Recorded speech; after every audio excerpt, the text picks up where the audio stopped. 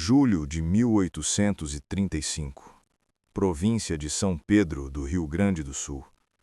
52 homens marcharam para o Paço do Rosário, sob ordens estritas de manter um corredor de suprimentos contra o avanço da cavalaria farroupilha. No final da primeira semana, os cavalos amanheceram mortos, sem uma única gota de sangue no corpo. No final da terceira semana, o capitão enviou um relatório tão perturbador que o Ministério da Guerra, no Rio de Janeiro, o selou em um cofre de zinco por 50 anos. Isso é o que aconteceu durante os 28 dias que o 3º Batalhão de Infantaria passou naquele fim de mundo, antes de 14 sobreviventes caminharem de volta à civilização a pé, sem suas armas, sem seu comandante e com os cabelos completamente brancos. Meu nome não tem mais importância. Tenho 82 anos. Vivo num quarto úmido, nos fundos de uma pensão na Lapa. Eu servi no Exército Imperial a partir de março daquele ano.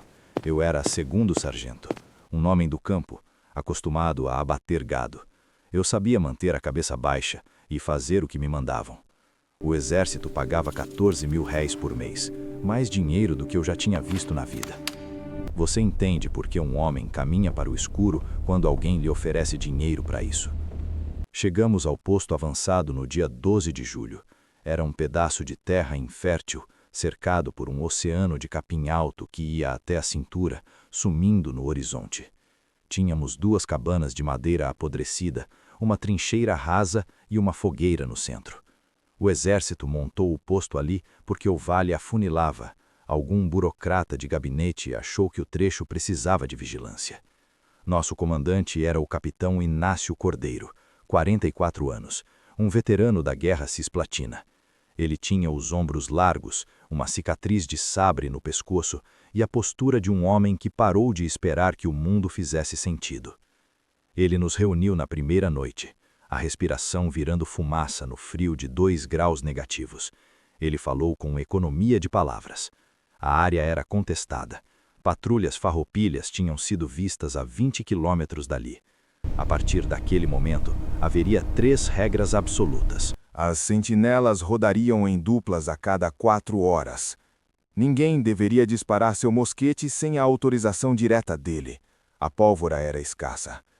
E nenhum homem deveria ultrapassar a linha da trincheira após o pôr do sol, por motivo nenhum. Ele repetiu a 3ª regra 2 vezes. Ele não explicou a 2ª, e eu não perguntei sobre a 3ª. No exército, você aprende rápido que explicações são um luxo, e perguntas são o primeiro passo para o pelotão de fuzilamento. Eu anotei a regra e guardei para mim. Os 3 primeiros dias foram ordinários. A fome, o frio, o tédio militar. Cortamos lenha, reforçamos as paliçadas. A única coisa que nos incomodava era a cerração, a neblina densa que descia no final da tarde e engolia tudo além de 10 metros. Mas no 4º dia, 16 de julho, nossos cavalos perceberam que nós não estávamos sozinhos no posto avançado. Os animais começaram a enlouquecer. Nós tínhamos 6 cavalos de carga amarrados na linha de piquete, no limite sul do acampamento. Perto do meio-dia, todos os 6 estavam esticando as cordas até o pescoço sangrar. Eles tentavam se afastar da linha das coxilhas ao norte. As orelhas estavam coladas no crânio, os olhos brancos de pavor, e eles suavam. Em uma manhã com a grama coberta de geada, os cavalos estavam encharcados de suor. Eles não relinchavam. Animais de rapina sabem que fazer barulho atrai a morte. Eles apenas tremiam. O soldado Teodoro era quem mantinha o diário da unidade, um rapaz de 22 anos de Porto Alegre. Os óculos redondos viviam embaçados pelo frio. Ele anotava tudo num caderno de capa de couro cru que guardava dentro do casaco. Ele anotou: equinos agitados no quadrante norte, duração 4 horas contínuas. O capitão Cordeiro olhou para o horizonte branco de neblina por um tempo, disse que era a altitude e o cheiro de alguma onça parda, e voltou para a barraca de comando. Mas o cabo Bento discordou. Bento era um gaúcho criado na fronteira, um rastreador que lia o Pampa como quem lê um livro aberto. Ele se encostou na cerca, cuspiu no chão congelado e me disse baixinho: Onça não faz cavalo de guerra suar frio, sargento. Onça ataca ou vai embora. Aquilo ali na neblina, aquilo tá parado. Tá estudando a gente. Eu anotei essa informação na cabeça e guardei junto com as outras. Na quinta noite, o som começou. Eu estava no segundo turno de guarda com o soldado Matias, no limite leste do perímetro. A trincheira nos separava do mar de capim alto e escuro. Era depois da meia-noite. Nenhuma lua no céu. O som veio de dentro da escuridão. Não vinha de uma direção específica. Vinha como se a própria noite estivesse produzindo aquilo. Era baixo. Mais baixo que o vento, quase abaixo do nível da audição, vibrando na bota. Não era o uivo de um animal. Tinha intervalos, um ritmo, como se estivesse quase formando palavras em um idioma morto. E depois voltava a ser apenas um zumbido gutural. Matias virou a cabeça de lado, apertou o mosquete até os nós dos dedos ficarem brancos. Ele não disse nada. Eu não disse nada. Nós ouvimos aquilo por exatos 4 minutos. E então, parou. Reportamos o incidente ao capitão na troca de turno.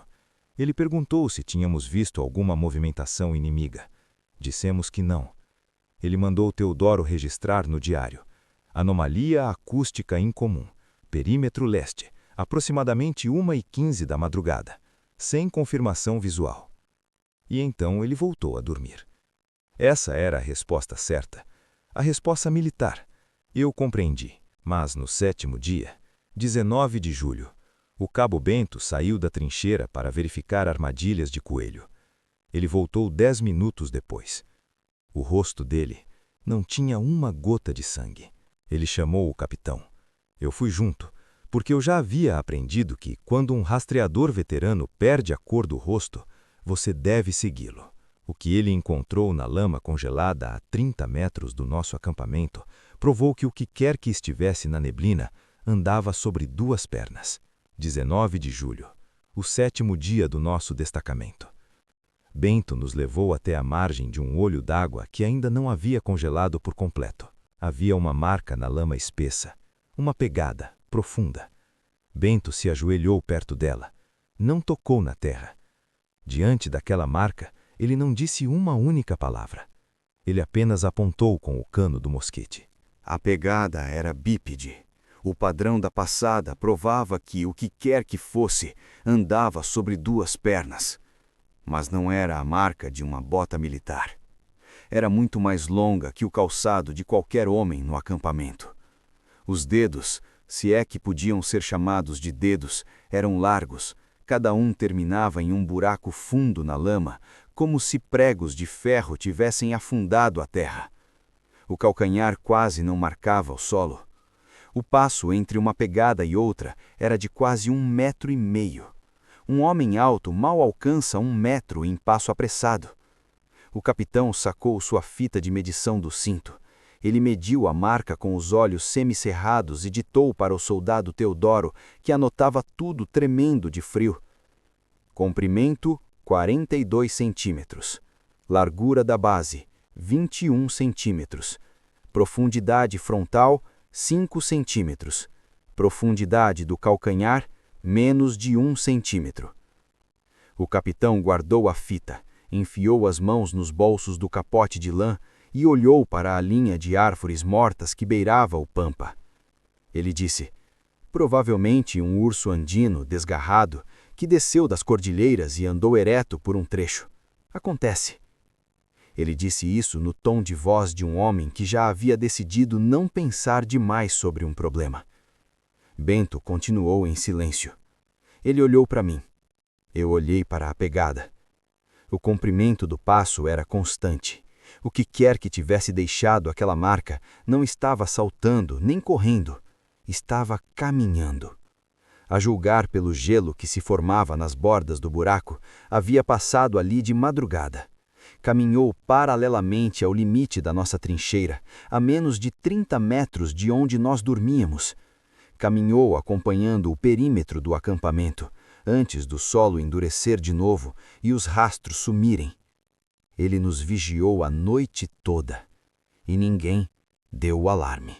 Ninguém dormiu bem naquela noite. Não vou mentir sobre isso, mas ninguém disse uma palavra no jantar. No exército, expressar medo da escuridão é o caminho mais rápido para ser o motivo da piada ou transferido para a vanguarda suicida. Nós éramos soldados. Engolimos a saliva e mantivemos as baionetas caladas. No 9º dia, 21 de julho, a ilusão de que estávamos lidando com um animal comum acabou. O soldado Matias encontrou uma ovelha na beira da estrada de terra, a 20 metros de nosso posto. Não era nossa. Devia ter se desgarrado de alguma estância mais ao norte. Ela estava deitada de lado no meio do capim alto. A grama ao redor não estava amassada por luta. Não havia uma única gota de sangue manchando o gelo da manhã. O couro estava intacto. Os olhos estavam abertos e secos.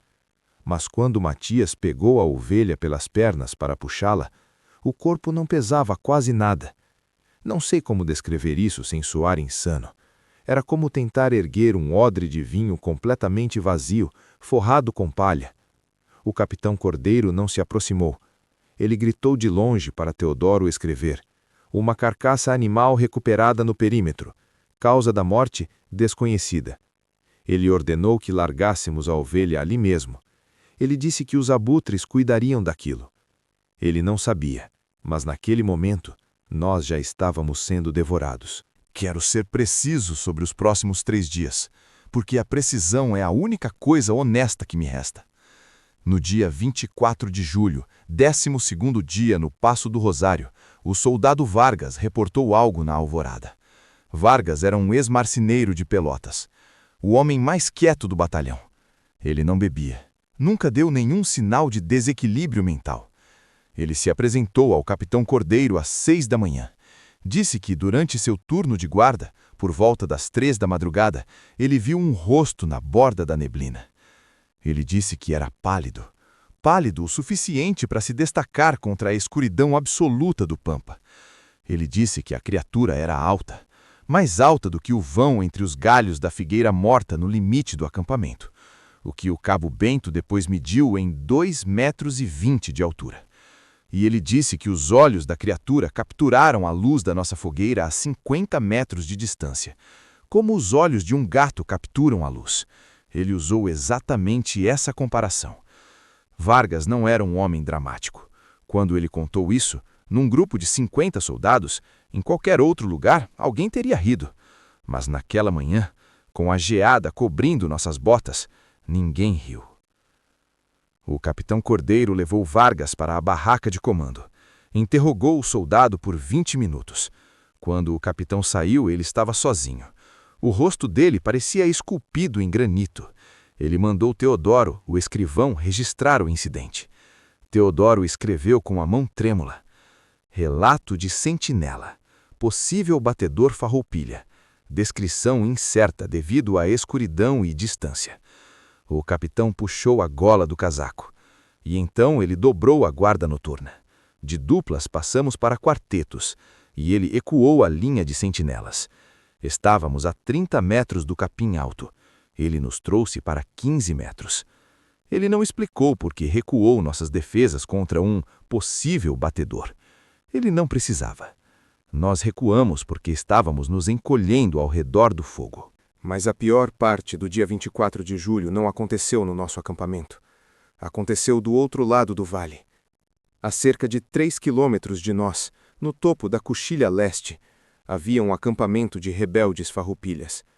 Nós sabíamos que eles estavam lá. Nas primeiras semanas, trocávamos tiros esporádicos durante o dia.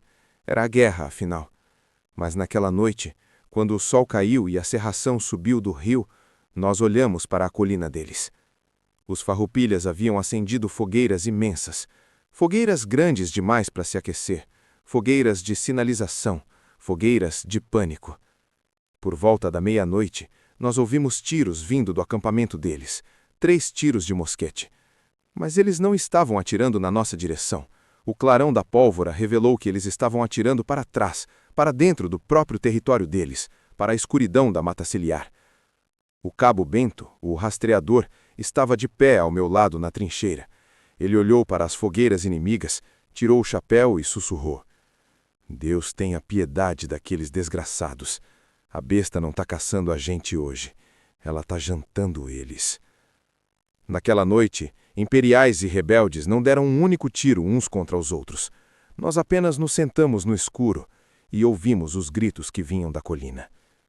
O dia 25 de julho amanheceu com um céu pesado, como chumbo derretido. O acampamento Farroupilha, na colina leste, estava em silêncio. Não havia fumaça subindo das fogueiras gigantescas da noite anterior. Nenhuma patrulha a cavalo circulou às bordas do mato. O capitão Cordeiro enviou 2 batedores a cavalo para investigar a colina inimiga às 10 da manhã. Eles voltaram ao meio-dia. Os cavalos estavam brancos de espuma e tremendo tanto que mal conseguiam ficar em pé. Os batedores não falaram com ninguém. Foram direto para a barraca do capitão. Ficaram lá dentro por meia hora. Quando saíram, o soldado Teodoro foi chamado. Ele registrou no diário: Patrulha de reconhecimento na colina leste. Acampamento inimigo abandonado. 24 mosquetes encontrados caídos. Nenhum corpo humano ou equino recuperado. Ausência total de vestígios de combate corpo a corpo. Eu vi a mão do cabo Bento ir para a cruz no pescoço. Uma tropa inteira não desaparece sem lutar. Mas o que mais aterrorizou Bento não foi o sumiço dos homens. Foi o que os batedores cochicharam para ele enquanto selavam cavalos novos. Não tinha sangue no chão, Bento. A grama estava limpa. O que pegou eles bebeu tudo antes de cair na terra. Nós sabíamos que éramos os próximos. O capitão ordenou que as 4 fogueiras do perímetro fossem alimentadas com toda a lenha restante. A noite caiu. A temperatura despencou para 3 graus negativos. E o nevoeiro engoliu a trincheira. Eu estava de guarda no lado oeste com o soldado Vilar. Era um rapaz de Rio Pardo, atirador de elite. Perto das 2 da madrugada, o nevoeiro estava tão espesso que mal víamos nossas próprias botas. Foi então que eu perdi Vilar de vista. Ele estava a menos de 5 passos de mim. Eu não ouvi um grito. Não ouvi o baque de um corpo caindo. Não ouvi o som de osso quebrando ou de pólvora queimando. Apenas o vento. Eu chamei o nome dele. Nenhuma resposta. Chamei mais alto, destravando o mosquete. Eu caminhei até a borda da trincheira, com a baioneta apontada para a escuridão. E eu o encontrei. Ele estava vivo. Estava sentado no chão congelado, recostado num barril de pólvora, com um rifle no colo. Os olhos estavam abertos. A respiração estava saindo em lufadas de fumaça branca pela boca, mas ele não piscava. E não respondia. Eu o puxei pelos ombros. Ele estava rígido como um pedaço de pau. A pele dele estava fria de um jeito que o inverno não explica. Era o frio da morte morando num corpo vivo. Gritei por socorro. O capitão e o cabo Bento chegaram correndo. Bento arrancou o capote de Vilar, procurando um ferimento de bala ou de faca. Ele não encontrou nada. Nenhum arranhão. Mas quando Bento puxou a gola de lã do pescoço de Vilar para trás, ele parou. No lado esquerdo do pescoço, logo abaixo da orelha, havia 2 pequenos furos circulares. Estavam a uns 4 centímetros de distância um do outro, o tamanho exato de um prego grosso de ferro. E não sangravam. O tecido ao redor das feridas não estava rasgado para fora, estava pressionado para dentro, sugado, como se a carne tivesse sido esmagada por algo que não perfura, mas extrai. O soldado Teodoro anotou no diário à luz trêmula do lampião. Soldado Vilar incapacitado, 2 perfurações no pescoço, sangramento inexistente, causa desconhecida. Vilar acordou 10 horas depois. Ele lembrava de assumir o turno, lembrava do frio e não lembrava de mais nada. Ele foi colocado na carroça de suprimentos no dia seguinte, listado como doente com febre. Eu nunca mais o vi. O capitão mandou triplicar a guarda. Ele mandou acender todas as tochas. Ele finalmente admitiu, sem dizer uma palavra, que não estávamos em guerra contra a Revolução Farroupilha. Nós estávamos em guerra contra um abatedouro invisível. No dia 26 de julho, o capitão Cordeiro finalmente fez o que qualquer comandante lúcido faria. Ele pediu retirada. Ele redigiu um despacho urgente para o comando da província. Ele não usou palavras como monstros ou demônios. Ele era um militar de carreira. Ele escreveu: posição taticamente insustentável devido a anomalias biológicas e hostilidade desconhecida. Risco de perda total da guarnição. Solicito evacuação imediata. O mensageiro partiu a cavalo. Nós esperamos 3 dias. 3 dias dormindo com as costas coladas uns nos outros, com as baionetas caladas, ouvindo coisas caminharem na neblina além das fogueiras. No dia 29, o mensageiro voltou. O cavalo dele caiu morto de exaustão na entrada da trincheira. O capitão abriu a carta com o selo de cera do Império. Leu em silêncio, dobrou o papel 2 vezes e guardou no casaco.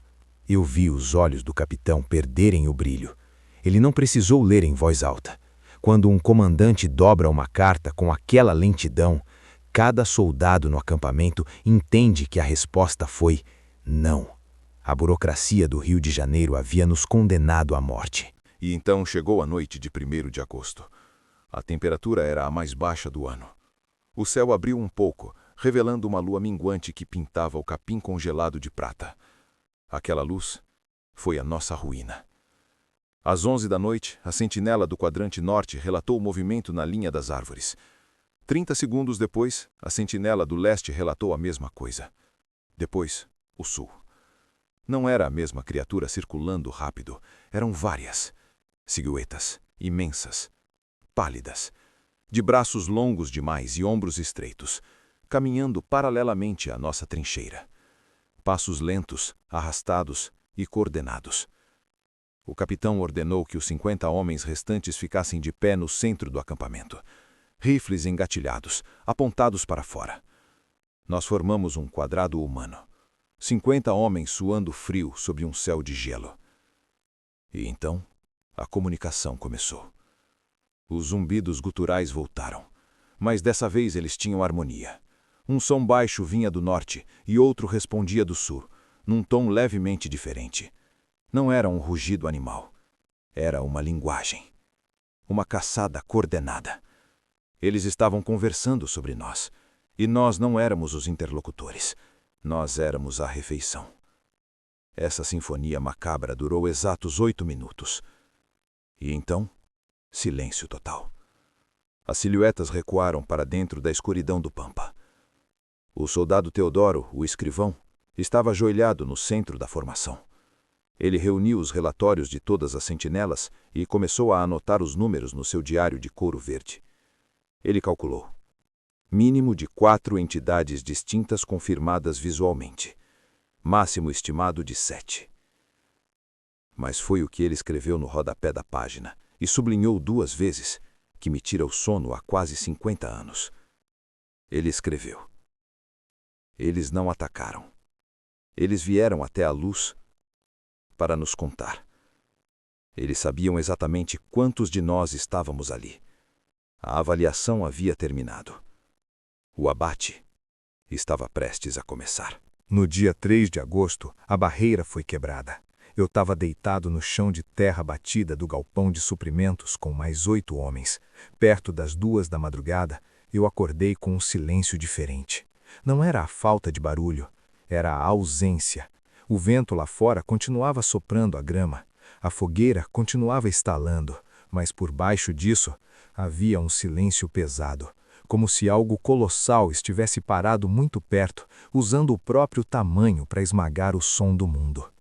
Eu ouvi o cabo Bento, deitado ao meu lado, sussurrar com a voz engasgada: "Não se mexam, pelo amor de Deus, não respirem." Através das frestas da madeira podre do galpão, eu podia ver o centro do nosso acampamento, iluminado pela fogueira central que estava morrendo. E eu via a figura. Ela já estava do lado de dentro das nossas trincheiras, exatamente no meio do acampamento militar do Império. Eu finalmente vi o que estava nos caçando. Ele não se movia como um animal. Caminhava com a lentidão deliberada de um dono inspecionando sua propriedade. Tinha facilmente 2,5 metros. As proporções não eram humanas. O tronco era estreito, mas os braços pendiam muito abaixo de onde mãos humanas deveriam estar. Os dedos eram longos, escuros, terminando naqueles ganchos grossos que vimos na lama dias antes. A pele não era a palidez de um homem doente, era um branco sujo, como osso polido pelo tempo. Uma criatura que nunca precisou de camuflagem, porque nunca precisou se esconder de nada. E os olhos. Eu venho tentando esquecer aqueles olhos há meio século. Eles capturaram a luz fraca da nossa fogueira e a devolveram num tom de ambar pálido e frio. Eles não piscaram, não tinham a menor fúria. Tinham apenas uma inteligência antiga e cruel. Ele parou a menos de 10 metros do galpão onde estávamos. O soldado Teodoro, o escrivão, estava com o rifle apontado para fora da fresta. Ele tremia tanto que o cano da arma batia na madeira. Mas ele não atirou. Nenhum de nós atirou. Tínhamos ordens para não atirar sem permissão, é verdade, mas o que nos paralisou foi um instinto mais primitivo. Um acordo silencioso entre 50 homens de que apertar aquele gatilho seria o fim. Nós não tínhamos medo daquilo. Nós tínhamos medo do que as outras 6 criaturas, que estavam escondidas na neblina, fariam com a gente se feríssemos o líder delas. A criatura virou a cabeça. Apenas a cabeça, não o corpo, e olhou diretamente para a fresta onde eu e Bento estávamos. Ele sabia que estávamos ali. Sabia desde o começo. Os olhos de âmbar brilharam na escuridão. Ele estava nos mostrando que sabia. Então, ele virou o rosto para a barraca de comando, onde o capitão Cordeiro dormia. Encarou a fina lona de tecido por 30 longos segundos. E então, ele decidiu ir embora. Com 4 passadas longas, ele cruzou a trincheira e desapareceu na neblina, de volta para os pampas. Ele não quebrou nada, não atacou ninguém. Entrou nas nossas defesas, olhou nos nossos olhos e saiu. Essa foi a mensagem. E quando o sol finalmente nasceu, cada homem naquele acampamento havia entendido. O capitão Cordeiro saiu de sua barraca às 7 da manhã. O uniforme dele estava impecável, mas ele parecia ter envelhecido 20 anos em uma única noite. Ele olhou para os 50 homens aterrorizados e formou sua última ordem. Uma ordem que o faria ser julgado por traição no Rio de Janeiro. Uma ordem que nos salvaria. O capitão ficou de pé com o rosto pálido e disse apenas uma frase, com a voz embargada. Declaro a retirada tática do Passo do Rosário, efetiva e imediata. Ele não explicou isso ao comando nos relatórios. O soldado Teodoro me mostrou o rascunho depois. Posição insustentável devido à atividade hostil e falta de suprimentos. Recomendo o fechamento permanente da rota. Era um relato verdadeiro que não continha absolutamente nada da verdade. O exército sempre foi especialista nessa arte. Desmontamos o acampamento em 40 minutos. Deixamos para trás munição pesada, barris de pólvora e até as barracas. Homens que se arrastavam de fome o mês inteiro, de repente se moviam com a eficiência frenética de quem tomou a decisão de sobreviver. Nós apagamos as fogueiras, e apagar aquele fogo pareceu como fechar uma porta pesada de ferro, uma porta que nenhum de nós abriria novamente. Marchamos para o sul por 14 horas ininterruptas. Ninguém falou uma palavra, ninguém olhou para trás. O Cabo Bento andou ao meu lado o tempo todo, com os olhos fixos no horizonte. Anos mais tarde, no leito de morte dele em Porto Alegre, perguntei o que ele tinha visto nas coxilhas enquanto marchávamos. Ele me respondeu com apenas 3 palavras. Eles não seguiram. Quando chegamos ao acampamento base em Rio Pardo, éramos 14 homens a menos do que o efetivo original, contando mortos, desaparecidos e o Vilar, que nunca voltou a falar. O batalhão foi dispersado, a papelada foi assinada, o Passo do Rosário foi marcado nos mapas militares do Império como área inóspita, inadequada para trânsito, e continua assim até hoje. O capitão Cordeiro pagou o preço. O comando o acusou de covardia e abandono de posto. Ele foi levado para o Rio de Janeiro e trancado na prisão militar da Ilha das Cobras. Nunca se defendeu no tribunal. Apenas sentou lá em silêncio e aceitou a desgraça. Ele sabia que a prisão com paredes de pedra era o lugar mais seguro do mundo. Teodoro teve seu diário de couro verde confiscado. O caderno desceu para os porões do Ministério da Guerra e foi classificado como Relato sob delírio febril, o infame Relatório 402. Eu voltei para o campo. Sobrevivi ao resto da Guerra dos Farrapos. Casei, tive filhos e nunca falei sobre o Passo do Rosário com a minha esposa. As esposas sabem quando os maridos trazem fantasmas da guerra, e elas aprendem a não perguntar o nome deles. Eu sou o último dos 52 homens ainda vivo, e penso no que vi naquela madrugada mais vezes do que gostaria de admitir. Os jovens de hoje acham que as lendas gaúchas são apenas invenções para assustar crianças. Eles acham que o tempo amolece a verdade e que o medo vira folclore. A mula sem cabeça, o boitatá. Mas o medo genuíno não vira folclore, ele não desbota. Aquele ser com olhos de âmbar na luz da fogueira continua exatamente onde estava. Nós nos embora porque nosso capitão percebeu que havia inimigos que não se pode matar com chumbo. Nós saímos, mas eles ficaram. As planícies do sul são vastas, o capim é alto, e o que estava lá antes do Brasil ser Brasil continua lá. O diário número 2 é muito pior. Nós nos vemos na escuridão.